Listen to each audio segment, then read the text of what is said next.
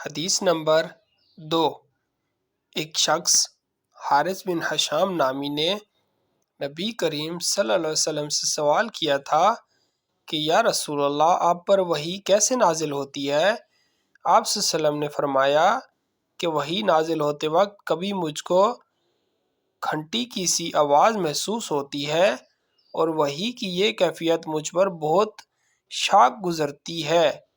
جب یہ کیفیت ختم ہوتی ہے تو میرے دل و دماغ پر اس فرشتے کے ذریعے نازل شدہ وحی محفوظ ہو جاتی ہے، اور کسی وقت ایسا ہوتا ہے کہ فرشتہ بشکل